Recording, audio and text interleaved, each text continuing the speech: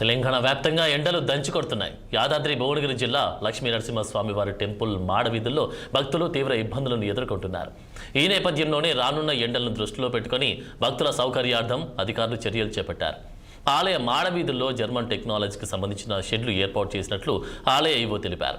దర్శన క్యూలైన్లతో పాటు ప్రసాద విక్రయశాల, శ్రీ సత్యనారాయణ స్వామి వ్రత మండపం దగ్గర భక్తులకు ఎలాంటి ఇబ్బందులు తలెత్తకుండా మంచినీటితో పాటు మజ్జిగను అందజేసేందుకు వీలుగా విజయవాడ వారితో సంప్రదిస్తున్నట్లు ఆలయ ఈవో తెలిపారు.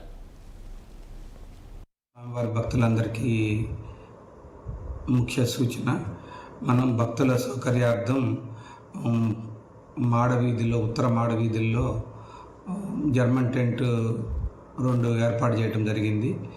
దానివల్ల ఎండ నుంచి ఎండబారిన పడకుండా భక్తులు ఉండాలనే ఉద్దేశంతో ఉత్తర మాడవీధుల్లో 2 జర్మన్ టెంట్లు ఏర్పాటు చేయడం జరిగింది. అదే కాకుండా మొత్తం మాడవీధులన్నీ కూడా కాళ్ళు కాలకుండా, చెప్పులతోటి మనం నడవలేము కాబట్టి ఆ వీధులు, మాడవీధులు నడవకూడదు కాబట్టి భక్తులందరి సౌకర్యార్థం మాడవీధులన్నీ కూడా వైట్ పెయింట్ తోటి కాళ్ళు కాలకుండా ఉండే విధంగా చేయడం జరుగుతుంది. అంతేకాకుండా బస్టాండ్లో, కొండ మీద ఉన్నటువంటి బస్టాండ్లో దిగిన దగ్గర నుంచి ఏ స్వామివారి దర్శనానికి వచ్చే ప్రతి దారి కూడా మనం వైట్ పెయింట్ తోటి చేయడం జరిగింది, భక్తుల సౌకర్యార్థం, వారికి ఎటువంటి ఇబ్బంది లేకుండా ఉండడానికి. అంతేకాకుండా క్యూ లైన్లలో మనం మంచినీటి సౌకర్యం కల్పించడం జరిగింది.